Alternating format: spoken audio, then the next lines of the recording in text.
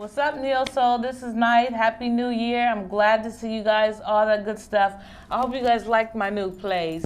Beautiful, isn't it? Sometimes it gets a little dirty, so I need to impress you guys with someone. And I'm actually in the presence of a gentleman named Preston. How are you? How you doing? All right. I'm doing wonderful. How you feeling? Great. Wonderful. Would you please let Neo Soul know something about you and how, what you do and how we should embrace you? Just as a loving person myself, I enjoy life. I try to live life to the fullest. I've had some mishaps in my life and shortcomings. And at the age of 9, I was sexually molested. Wow. Been on drugs for a lot of years of my life. Basically what I'm saying is that the Lord can bring you through anything if you're willing to sacrifice some things. I've just been through a lot in my life, and I know that the Lord has been there with me through the things I've been going through, and I'm just here to enlighten people that your life is not over. Whatever you're going through, God can make a difference in your life. So.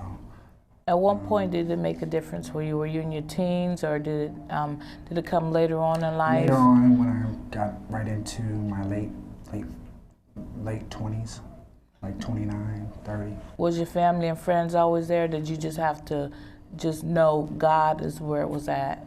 I just knew God was where it was at.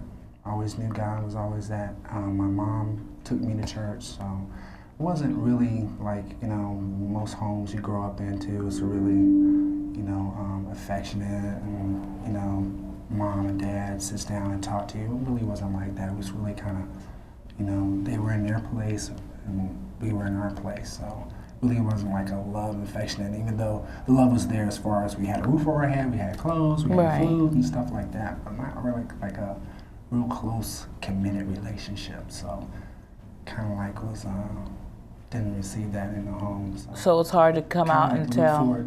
And other things in the world, by being, sexually molested and stuff like that. Was it a family member or someone else? It was a friend. It was a friend? It was a friend that I knew from another friend. So wow. That's how it happened. It was actually an older gentleman. So. Wow. Yeah. Did it take a lot for, it takes a lot to just be able to say that. Mm-hmm. Did it take a lot for you to just come to terms with, like, I need to speak about this? Or did it stay hidden in for a long time, or? It stayed hidden for a long time. Yeah, I really didn't talk about it.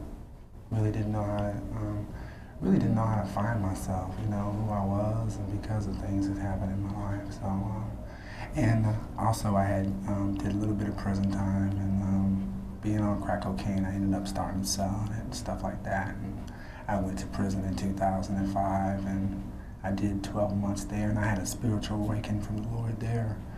And I really knew then that I was chosen to serve the Lord while I was in prison, So basically, all of this is basically a testimony. Right.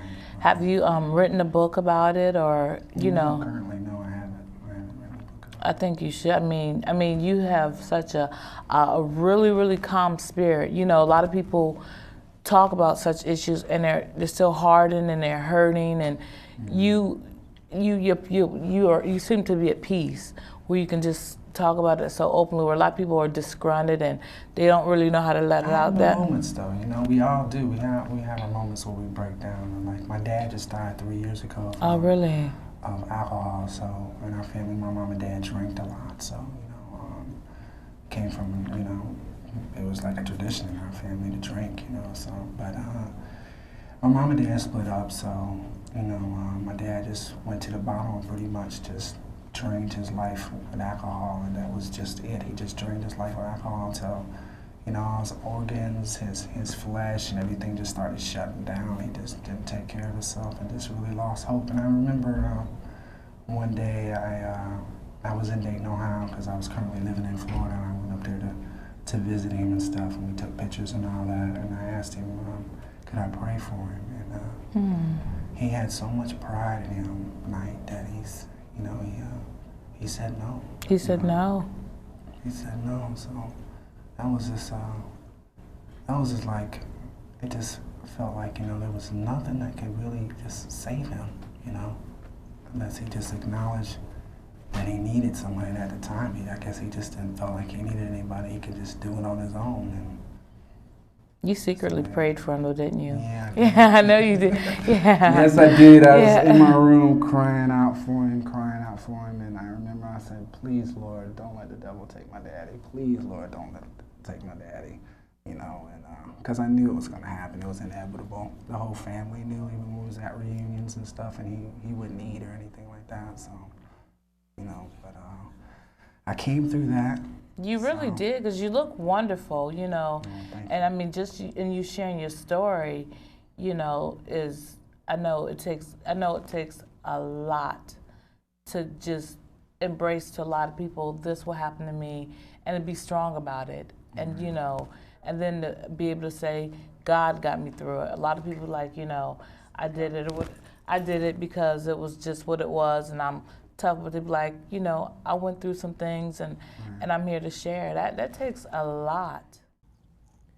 Until the hurt stops. I scream aloud, not saying a word, wanting and needing to be heard, but do you hear me? Do you ask yourself why I cry, trying to ascertain how you cannot feel my pain, life's strain, taking a toll on my heart, my soul, my body, and my brain? You do not refrain.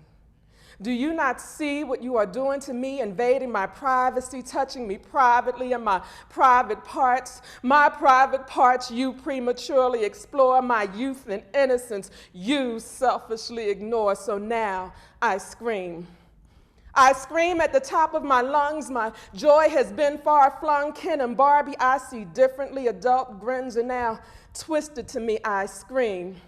I scream to block your heavy breathing in my ear. I scream because now I live in fear. I scream to wash you from my skin. I scream because I didn't even know how not to let you in, and you'd promise you'd never do it again. I scream for I still feel my private pain, and I scream because now I will never be the same, and I scream to get God's attention.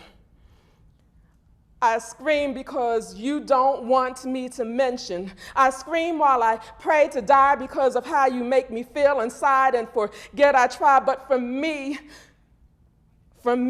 I cannot hide, and I scream and I scream and I scream and I scream and I scream, and I will scream,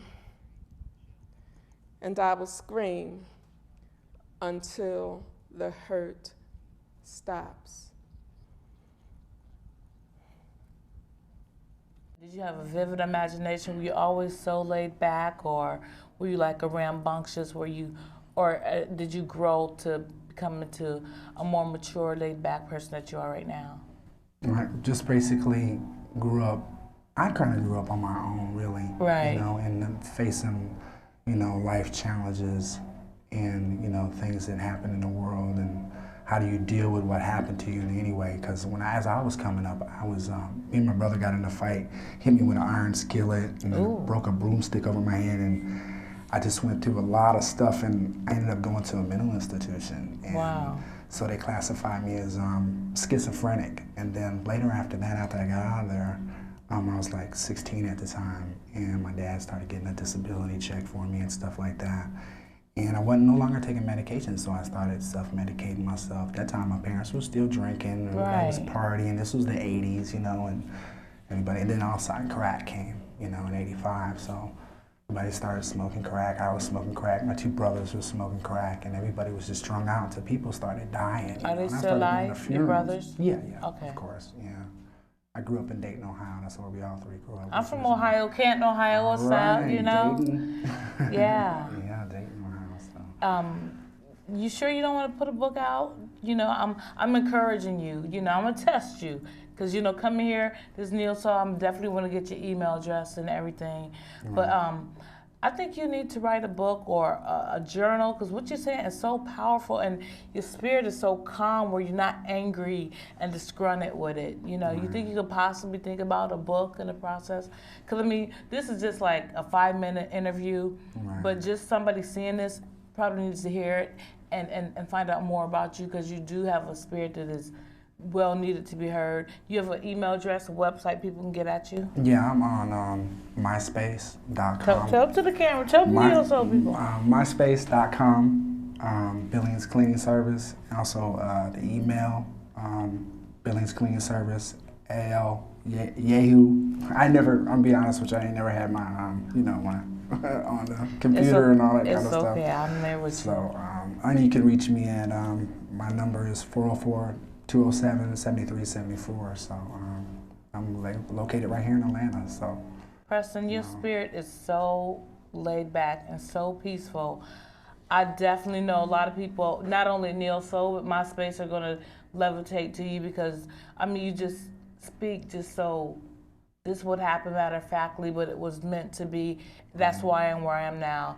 And people really need to embrace that. You know, I'm truly touched by what you just told me, and I'm like, wow, you went through a lot of adversities. And to look at you now, you'd never know. It's a good-looking brother, good heart, spirited, talks about God. That's a good thing. Neo Soul, we're talking to Roger Bob. How you feeling about tonight? I feel great. It's our world premiere of Tyler Perry's Medea's Family Reunion. We're all very excited about the film. It's going to be out February 24th, and we hope everyone goes and supports it. Especially those folks watching Neo Soul, one of my favorite shows on television.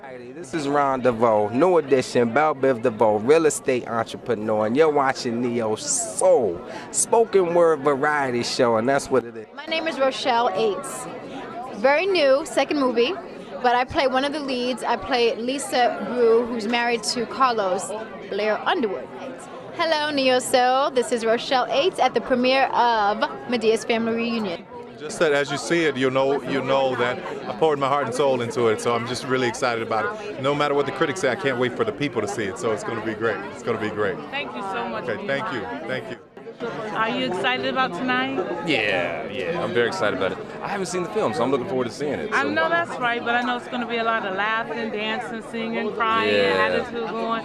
So what role do you play? I play, the character's name is Carlos. Carlos is an abusive husband, or fiance actually. We're supposed to be getting married. Rochelle Aites' character. I want to definitely say he's not only cleanses soul, but he also has a cleaning service. Right. And you know, my place, I done got it all decked up. It's kind of dirty, but he's here to clean up my We got space. some strong black colors in here, Yeah, so it kind of makes up a little So bit. tell us about what got you into the cleaning business. Well, as coming up, again, my mom was a very, very clean person, so, so I remember my mom bathing me at the age of 9 years old. So, and then my mom always telling me that, Preston, your skin be ashy. Just tell me to put lotion all over my body and stuff like that. Because I was asking you about the lotion. From me. Don't show the ass out. Let me have the elbows. My mom's always been a very clean person, so throughout my life, I've always been a very clean person, and that's probably pretty much. And my wife's located down in Florida, and she also has her cleaning business as well. So it's called Phoenix Cleaning Service, and just starting it when she was doing it made me want to get into it a little bit more, So I decided that I was gonna start getting into cleaning service, and I just made it a point that, when I came back up to Atlanta, because I was going back and forth because, through my marriage and stuff like that. So I decided that I was gonna get into cleaning service, and it so happened that when I was coming back up, my wife cut my phone off, so I had to go through a little bit of drama to try to get my phone cut back on. So that's the thing when you combine yourselves. Another test. People know information about you. They try to mess things up for you. But there again, God was there, and I got my number cut back on, and all of a sudden that number that I had, this number right here, is on the Yoshi's Cleaning Service. Really? Yeah. Is that the name of yours? That's the name of your service? No, my service is Billings Cleaning Service, under my last name. Okay, because you kept saying the cleaning service. I was going to say, what's the name of the service? Yeah, but the number is under Yoshi's Cleaning Service in the yellow pages. So people started calling me. So I was like, my God, what are you trying to tell me? What are you trying to tell me? What's going on here? So I start my own cleaning business. Wow. And, and just give it to you and let it be successful, Why not? At the same time, here I am, 35 years old. I haven't graduated. I don't have a degree in, you know, master's of law or business or anything like that.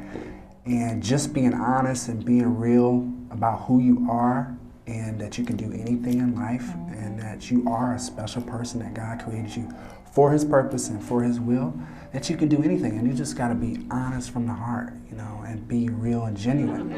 Hey y'all, this is Blair Underwood. Welcome to Neo Soul. Neo Soul. Who's that? Where's the camera go? Right here. It's How the Neo Soul. cameraman just gonna leave? No, I'm just kidding. It's Neo Soul. No, I'm in Atlanta where I am celebrated and not tolerated. That's why I come to the black cities. Put down your remote control. You are now watching Neo Soul. My brain.